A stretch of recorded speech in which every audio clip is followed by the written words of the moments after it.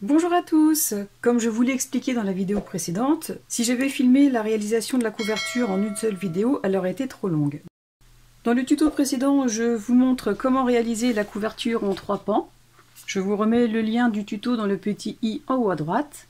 Et aujourd'hui, je vous montre comment j'ai procédé pour réaliser la décoration extérieure, mais aussi comment j'ai fait pour teinter le ruban, afin qu'il s'accorde parfaitement avec le cardstock que j'utilise tout au long de l'album. Je vous rappelle que dans le cadre du partenariat avec la boutique Brico & Scrap, vous pouvez bénéficier d'une réduction de 10% sur toute la collection Madness de Bella Luna Craft en ajoutant ce code promo à votre commande. Concernant le ruban, étant donné que sa couleur est beaucoup trop rouge par rapport au cardstock et à l'ambiance des papiers, j'ai décidé de le retravailler et de le reteinter avec de l'aquacolor de couleur cuir. J'ai déjà fait un essai sur un petit morceau et voici le rendu.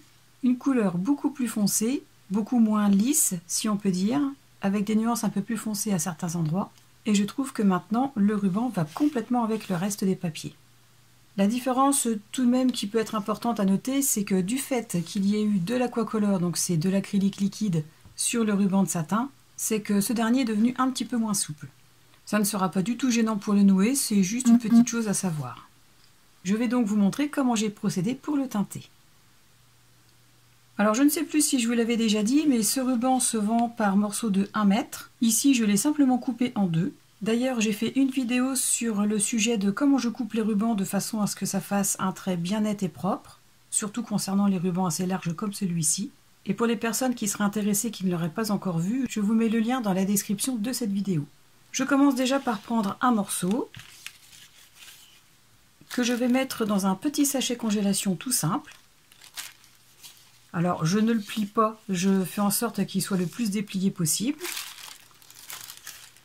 Alors pourquoi j'utilise un sac congélation?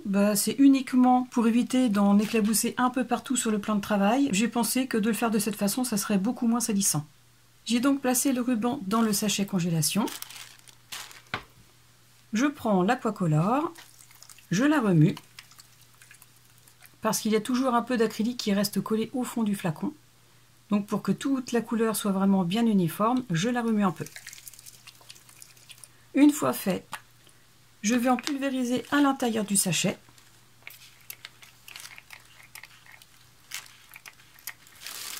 Je retourne le sachet. Une fois que j'ai mis suffisamment d'encre, je prends mon sachet et je malaxe, de façon à répartir l'encre sur tout le ruban.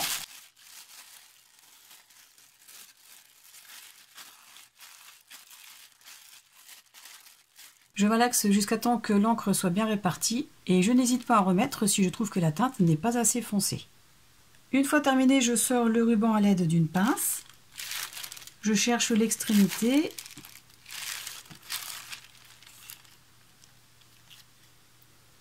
Je vais y placer soit une petite pince comme ça ou une pince à linge et je vais le mettre à sécher.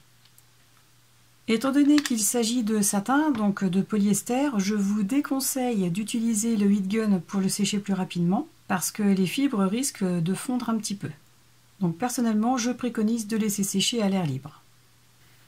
Hors caméra, j'ai préparé le deuxième ruban et voici l'effet que l'on obtient. Concernant le fait qu'avec l'encre, le ruban devient plus rigide, j'ai trouvé une solution. J'ai fait le test avec le petit morceau d'échantillon que j'ai fait précédemment. Et je l'ai simplement froissé de cette façon. Et je me suis aperçue que le ruban retrouve un petit peu de souplesse. Donc je l'ai fait déjà avec ce premier morceau. Et je vais vous faire voir d'un peu plus près le résultat obtenu. Donc non seulement le ruban est teinté, mais en l'ayant froissé, on obtient des petits motifs très intéressants. Qui rajoutent un effet ancien, vieilli, à la différence d'avec celui-ci que je n'ai pas encore froissé. Donc vous voyez, celui-ci est plus rigide et celui-là plus souple. Je vais vous montrer donc pour une première partie de ce morceau. J'ai simplement pris le ruban de cette façon et je l'ai froissé. Je l'ai froissé non seulement sur le milieu mais aussi sur les bords.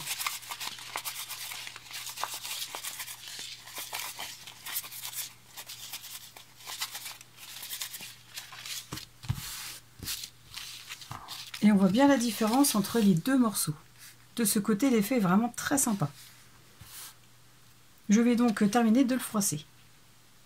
Je reprends la couverture, je l'ouvre et à l'intérieur j'ai tracé des repères pour savoir où en coller les rubans. Donc je l'ai plus ou moins centré, étant donné qu'il mesure 5 cm de largeur, je l'ai placé à environ 8 cm de chaque bord. Ensuite, je vais placer au moins 7 cm à l'intérieur de la couverture, comme ceci. Et j'ai fait la même chose de l'autre côté. Je vais mettre en place le premier ruban. Alors surtout faites attention, le morceau que vous avez coupé proprement surtout doit être à l'extérieur et l'autre morceau à l'intérieur. Donc je vais en coller cette partie. Alors je prends la tacky glue, comme pour à chaque fois pour les rubans. Je dépose la colle. J'en mets un peu sur le tissu, mais pas tout contre le bord, de façon à ce que la colle ne déborde pas et que ça se voit sur la toile. Je place le ruban suivant les lignes repères. Je peux m'aider aussi du quadrillage de mon tapis de découpe.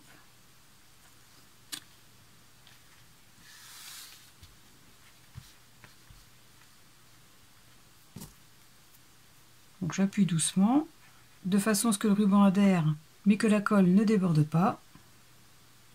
Et je sécurise la tenue du ruban à ce niveau avec du double face.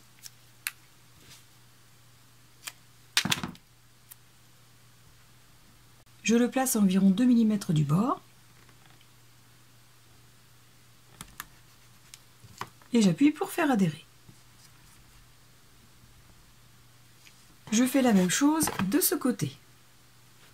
Ensuite, pour réaliser le cadre de couverture, je vais utiliser une chute de carton gris et je vais prendre des mesures à 25 cm pour les deux premières bandes de 1,5 cm chacune, puis une deuxième mesure à 17 cm pour les deux autres bandes de 1,5 cm.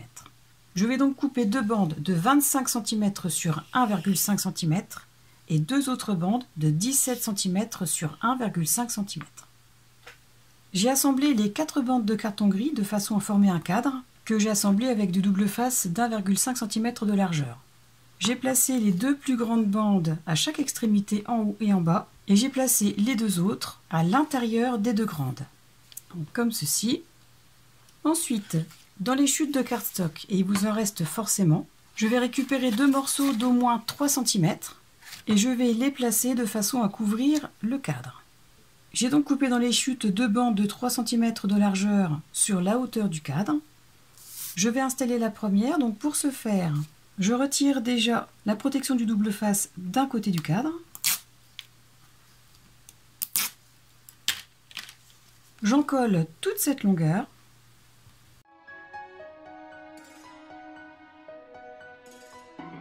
Je retourne le cadre et je vais placer cette partie sur la bande de cardstock de façon à la centrer à gauche et à droite.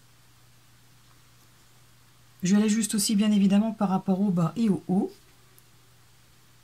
Et une fois fait, j'appuie pour faire adhérer.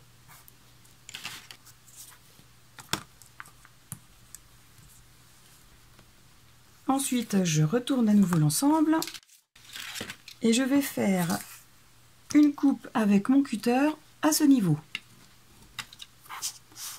Je fais la même ici et à l'aide de mon plioir, je vais remonter cette partie. Je marque le pli de façon à ce que ce soit plus simple pour coller après. Je fais la même chose de ce côté. Je remonte le cardstock.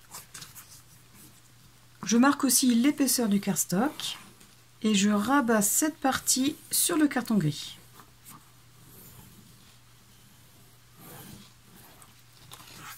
Et je fais la même chose avec ce côté.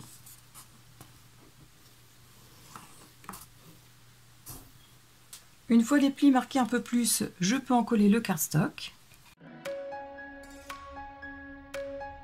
Je pense bien évidemment à retirer la protection du double face.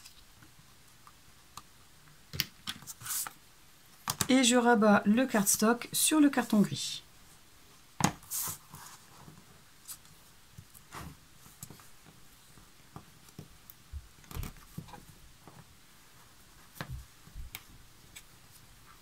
Donc voilà pour le premier côté de ce cadre. Ensuite, pour le second, même si vous savez que je préfère de loin utiliser la colle pour mes projets, étant donné que cette action peut être un petit peu longue et fastidieuse avant que le cardstock n'adhère complètement au carton gris, j'ai opté pour utiliser du double face tout le long afin de me faciliter la tâche.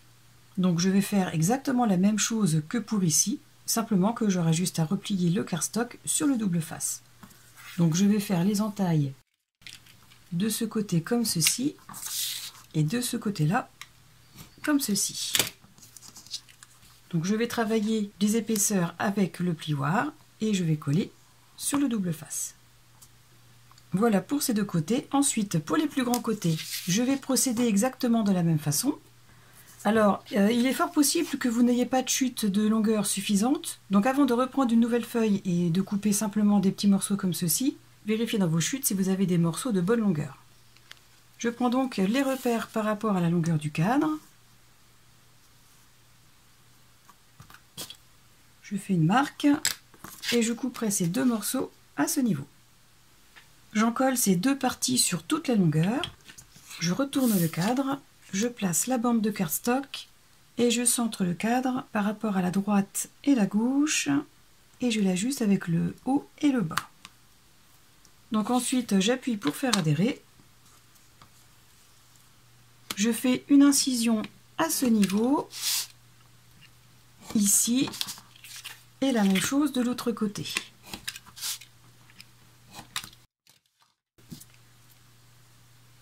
Je pose du double face sur toute la longueur de ce morceau de cadre. Je fais la même chose ici.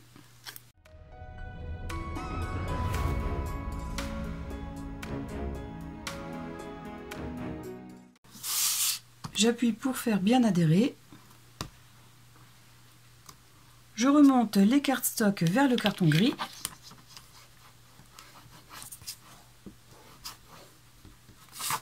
Je le ramène encore un peu plus par-dessus. Je fais la même chose pour ce côté.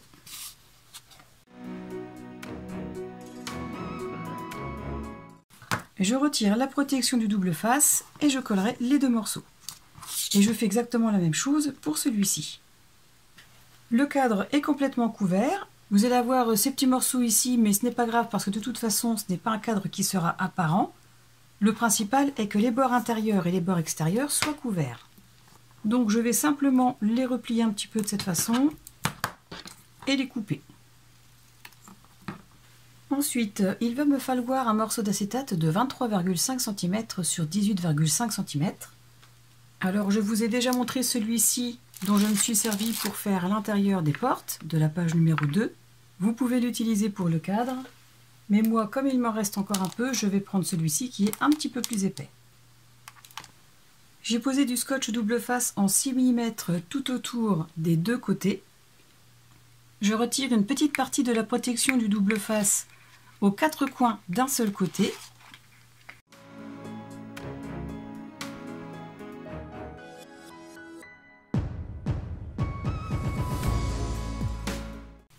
J'ai plié la protection de cette façon afin que ça ne nous gêne pas. Sans appuyer et sans coller, je positionne l'acétate de façon à ce que le bord du scotch double face ne dépasse pas les bords du cadre. Je peux appuyer là où la protection du double face est toujours présente. Je fais en sorte que le collant ne touche pas le cadre. Je l'ajuste de façon à laisser le même espace tout autour des quatre côtés. Et une fois tout plus ou moins en place et aligné, je peux appuyer là où la protection est retirée. Puis de ce côté. À partir de là, je peux retirer tout le reste de la protection de ce côté. Je récupère la protection ici. J'appuie. Je fais la même chose ici. Et je retire l'ensemble de toutes les protections.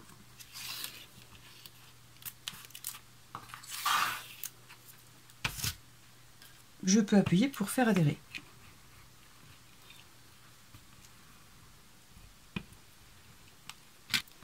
Donc voilà, l'acétate est mis en place.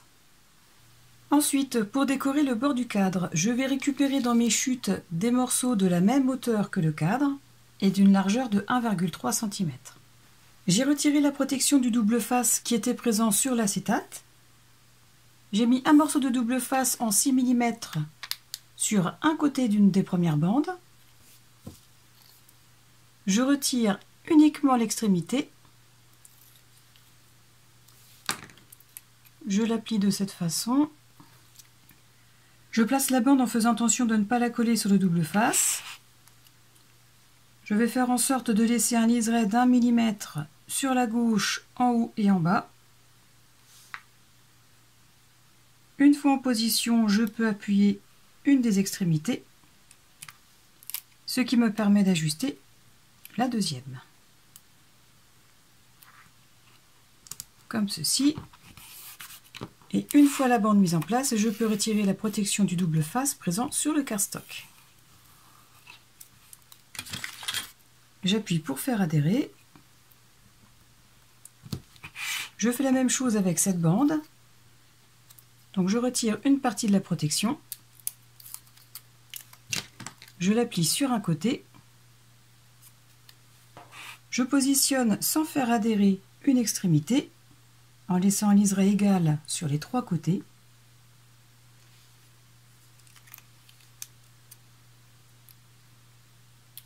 Et une fois bien en place, je colle le cardstock sur la bande de double face qui est déjà découverte. Et ensuite, je retire la protection de ce côté. Et comme d'habitude, j'appuie pour faire adhérer. Ensuite, concernant les deux grandes bandes, avant de poser, je vérifie que les mesures soient bonnes. Donc ici, c'est un peu trop grand. Je vais donc ajuster les mesures. Je fais la même chose pour l'autre bande.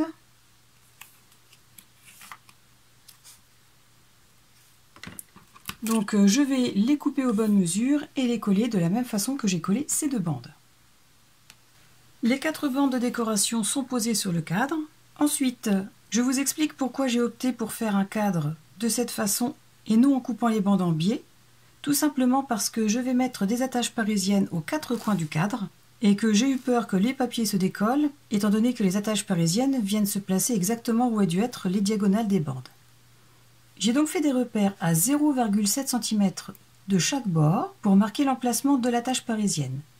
J'ai donc mesuré, par exemple pour celui-ci, à partir du bord du cadre, j'ai mesuré 0,7 cm, j'ai fait un premier trait, puis j'ai mesuré à partir de ce bord-là 0,7 cm et j'ai fait un repère. J'ai fait la même chose pour les 4 coins. À présent, je vais prendre ma Big Crocodile, je vais la mettre sur le poinçon le plus gros, puisque les attaches parisiennes sont assez larges. Et je vais faire un trou aux 4 coins. Donc, je place le poinçon au niveau du point.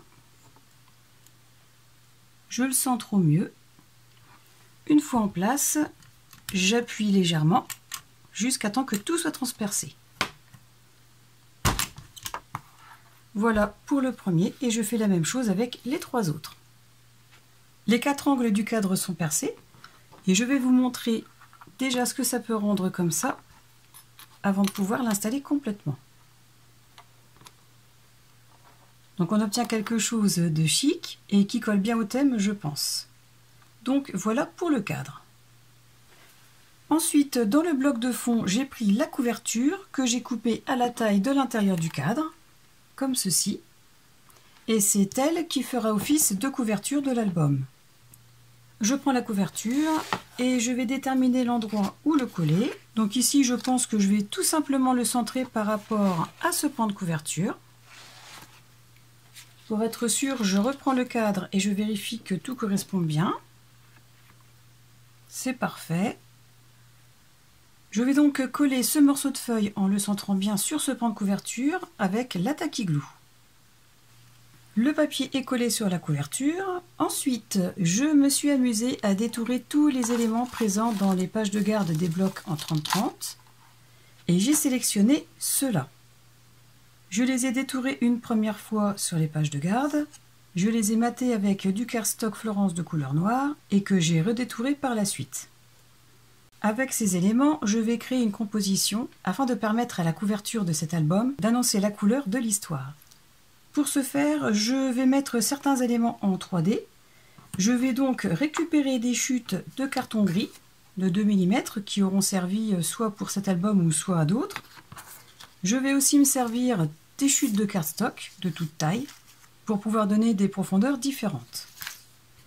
Je vous montre brièvement comment je vais faire pour mettre tout ça en relief. Par exemple, les champignons seront ceux qui seront vraiment en arrière-plan, donc je ne vais pas les mettre en 3D, ils seront collés directement à l'image. Par contre, concernant Alice, Alice sera au niveau du dessus, donc je vais prendre une chute de cardstock, je vais la placer comme ceci, je vais plier un morceau et je vais plier l'autre extrémité de cette bande de cardstock au plus bas possible de façon à ce que ça ne dépasse pas de l'autre côté. Donc en fait, il y aura 2 épaisseurs de cardstock. Et je compléterai aussi à certains endroits avec d'autres chutes. Donc je vais placer la composition et je vous explique après. Donc voilà, j'ai déjà collé la bouteille dans un premier temps, le petit groupe de champignons et le plus gros. Ensuite pour Alice, je lui ai mis 3 épaisseurs de cardstock et je vais la coller ici. Pour le lapin, je lui ai mis aussi 3 épaisseurs, sauf les parties qui seront en contact avec Alice, pour éviter qu'il y ait trop d'épaisseur et que, pour le coup, l'épaisseur du cadre ne suffise plus à les contenir. Donc je peux finir de mettre en place ma composition. Et enfin, pour le dernier groupe de champignons, je vais le recouper de façon à ce qu'on puisse quand même voir la petite souris. Donc je le mets à l'endroit où je veux qu'il soit et je fais des repères par rapport au bord du papier. Donc je vais le couper à ce niveau et je vais le coller comme ceci. J'ai fini de mettre la composition en place. Donc comme je vous l'ai dit tout à l'heure, j'ai commencé par placer la bouteille, puis ce petit groupe de champignons et ensuite le plus grand. J'ai placé Alice en relief mais en la plaçant de façon à ce qu'on puisse encore apercevoir la petite souris. Et en dernier, j'ai placé le lapin. Sur ce côté, j'ai remis encore un groupe de champignons en premier plan que j'ai coupé au niveau de l'image. Et ensuite, j'ai rajouté 2 papillons pour faire un rappel avec la chenille Absolem de l'histoire. Donc voilà pour la composition. Ensuite, je reprends le cadre, je vais le placer de façon à ce qu'il corresponde à l'image, et en l'alignant par rapport au bord de la couverture. Je vais faire des marques au crayon au niveau des trous.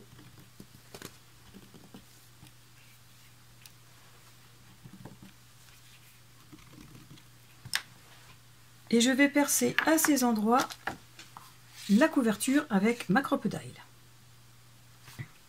La couverture est percée. À présent, je prends le cadre que je retourne et je vais nettoyer l'intérieur avec de l'alcool.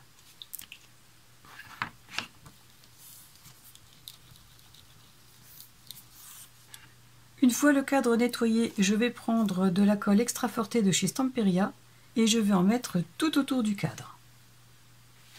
Le cadre étant collé, j'ai fait en sorte de ne pas mettre de colle trop près du bord intérieur de façon à ce que la colle ne déborde pas.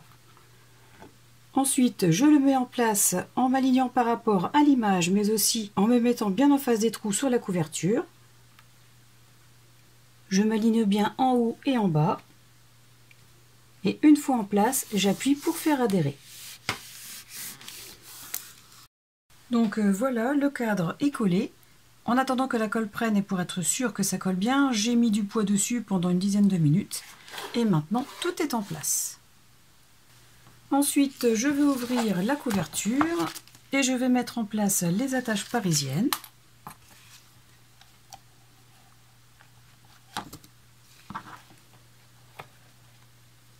Alors je les place de façon à ce que ça ne dépasse pas de ce côté ou de celui-ci.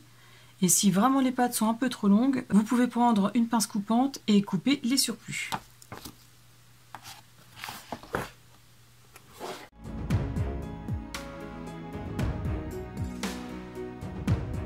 Ensuite, pour cacher les pattes des attaches parisiennes et le ruban, j'ai coupé 2 morceaux de cardstock très fin de 12,5 cm sur 19,5 cm et je vais les coller ici. Je m'arrange pour laisser le même espace en haut, en bas et sur la gauche. parce qu'ensuite nous allons y placer les pochettes. Et je vais faire la même chose de l'autre côté. Je laisse un espace identique sur les 3 bords et je colle le papier craft. Les morceaux de craft sont collés ici, ici aussi, et j'en ai rajouté sur les pattes de ces 2 attaches parisiennes. Le tuto de cette deuxième partie de couverture est à présent terminé. J'espère que cette décoration extérieure de couverture vous a plu. Personnellement, même si je sais que je ne suis pas objective, moi elle me plaît beaucoup. N'hésitez pas à me donner vos impressions par commentaire ou à me poser des questions si vous en avez, je me ferai un plaisir de vous répondre. Et on se retrouve très prochainement dans une nouvelle vidéo dans laquelle je vous montrerai comment j'ai décoré l'intérieur des couvertures, mais aussi comment j'ai mis en place les pages. En attendant la prochaine vidéo, je vous souhaite de passer à tous une excellente journée et je vous dis à très bientôt. Au revoir!